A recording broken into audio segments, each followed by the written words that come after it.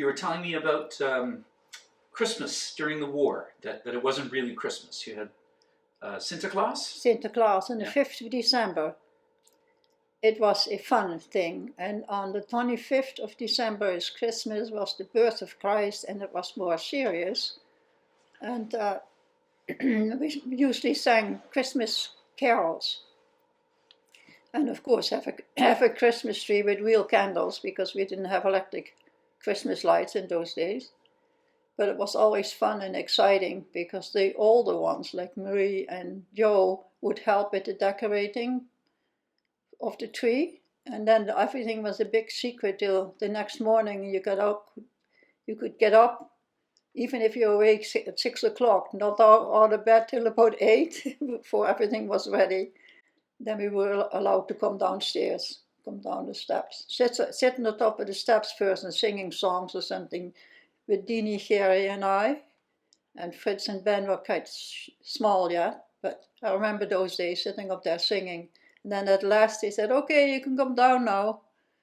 And down we went, and there would be candy dishes or with cookies and other kinds of eating, nice stuff to eat that you don't get to the rest of the year.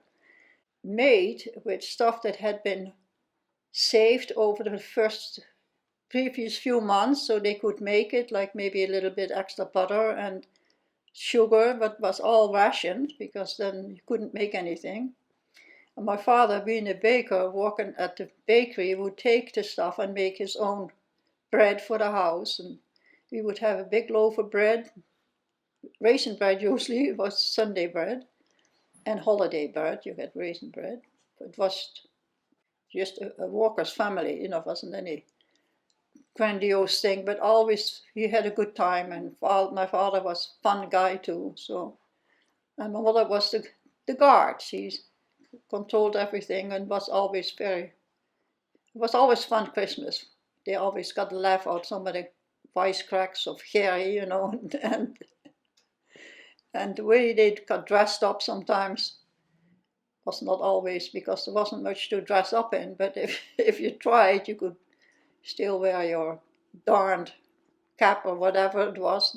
Everybody was the same anyway, there was no going to school was the same. You had school clothes, and you had what you could afford, or what was repairable or reusable, because we had coats made from blankets, winter coats made from, I don't remember what we used for blankets instead of but we had to have a winter coat. So all these things were adjusted to the situation you lived in, and somehow with a big family, we had a father with a great sense of humor, and my mother kept toe of everything and was fun too. So it usually was a happy family. Every once in a while we'd have a breakout that somebody did something that was not so hot. And when we were liberated by the Canadians, when we were in that was called the Hunger Winter, and when they came, things were a little bit easier. They were billeted in people's homes, slept in our beds, and we slept in the cellar because of bombardments and stuff. It was the way it was. And